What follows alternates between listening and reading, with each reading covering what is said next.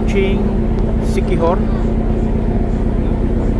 We're on board Montenegro na Roro. It's past 6 PM. Umalis kami sa Dumaguete. Past 6 na rin. It's medyo pitch dark, no? Dagat yan. This is the sea separating Negros and the island of Siquijor.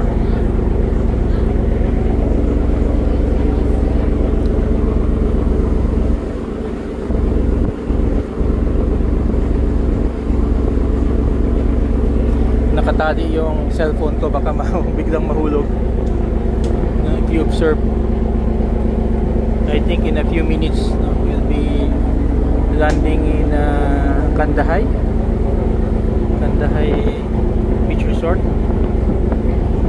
So yung Roro is quite small, maliit. Tingnan natin yung setup.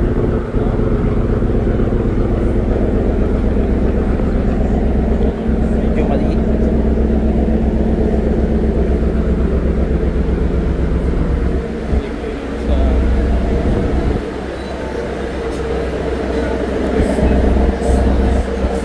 Na side, silip natin yung sasakyan.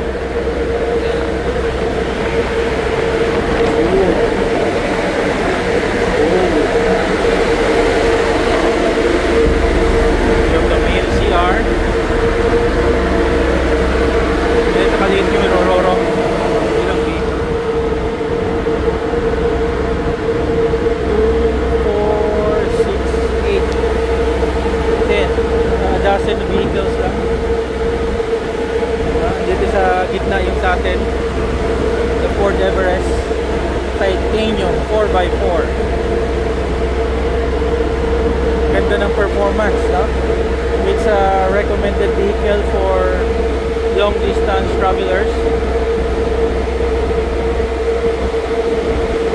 In a few minutes we'll be landing in Siquijor.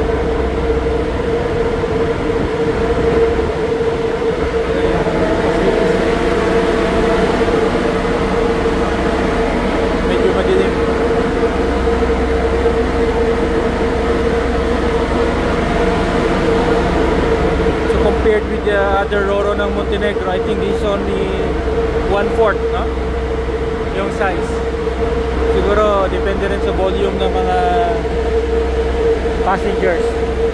Yung Roro between Bacolod sa Iloilo, Guimaras sa Iloilo, mas malaki. But yung Pascat parang ganito kalaki lang, no? Faster. For this trip, Dumaguete to Siquijor, we paid 1,700 yung sasakyan. Of course it's worth it because kaysa mag-hire kami ng sasakyan sa Siquijor, better na rin magdala kami ng sasakyan.